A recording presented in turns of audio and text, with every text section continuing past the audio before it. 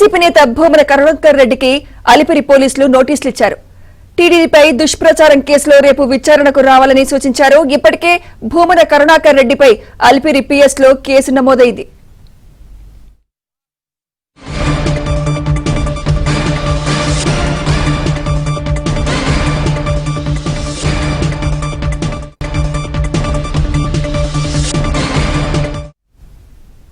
YCP నేత భూమన కరుణాకర్ రెడ్డికి అలిపిరి పోలీసులు నోటీసులు ఇచ్చారు. టీటీడీపై దుష్ప్రచారం కేసులో రేపు విచారణకు రావాలని సూచించారు. ఇప్పటికే భూమన కరుణాకర్ రెడ్డిపై అలిపిరి పిఎస్ లో కేసు నమోదైంది.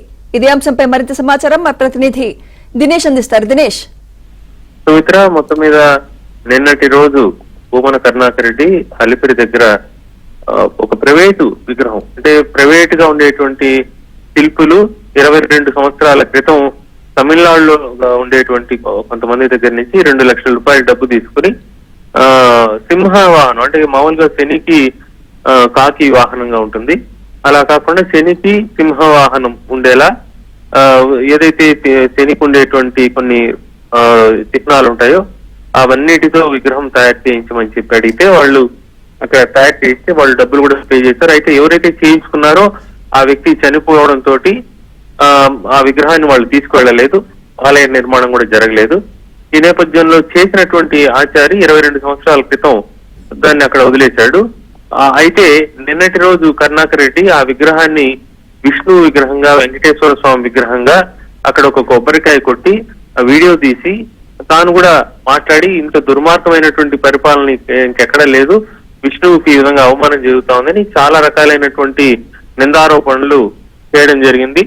అయితే ఆ విగ్రహం చేసినటువంటి ఆచారి కుమారుడు నిన్న కరుణాకర్ రెడ్డి స్టేట్మెంట్ ఇచ్చిన తర్వాత దాని చరిత్ర అంతా చెప్తూ మీడియాకు కూడా సమావేశం పెట్టి చెప్పడం జరిగింది. దీంతో టీటీడీకి సంబంధించి శిల్ప కళాశాల సంబంధించిన ఇన్ఛార్జ్ ఎవరైతే గోవిందరాజు ఉన్నారో ఆయన అలిపిరి పోలీస్ స్టేషన్ లో ఫిర్యాదు చేశారు. టీటీడీ ప్రతిష్ట దెబ్బతీయడంతో పాటు హిందువుల మనోభావాలను కూడా దెబ్బతీసే విధంగా కరుణాకర్ రెడ్డి వ్యవహరించారని చెప్పి ఫిర్యాదు చేయడం జరిగింది. ఆ ఫిర్యాదు మేరకి ఈ రోజు అలిపిరి ఎస్ఐ కరుణాకర్ రెడ్డి ఇంటికి వెళ్లి ఆయనకు నోటీసులు ఇచ్చారు. రేపు డిఎస్పీ ఆఫీస్ కు రావాలని కోరారు.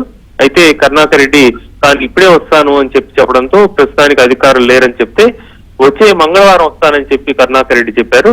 దీంతో ఎస్ఐ అక్కడి నుంచి వెనుక తిరగడం జరిగింది. యాక్చువల్ గా 22 సంవత్సరాలు అక్కడ విగ్రహం ఉంది అంటే గత పాలనలో టీటీడీ చైర్మన్ గా కరుణాకర్ రెడ్డి పనిచేశారు.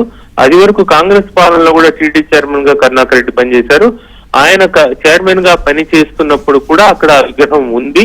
అప్పుడు చేయనటువంటి కరుణాకర్ రెడ్డి ఇప్పుడు దానిపైన ఇష్యూ చేసి సోషల్ మీడియాలో టీటీడీ ప్రతిష్ట కావచ్చు, భక్తుల మనోభావాలు దెబ్బతీయడం పైన టీడీపీకి సంబంధించిన నేతలు కూడా తీవ్ర ఆగ్రహం వ్యక్తం చేస్తున్నారు. Sumitra, right, thank you Dinesh.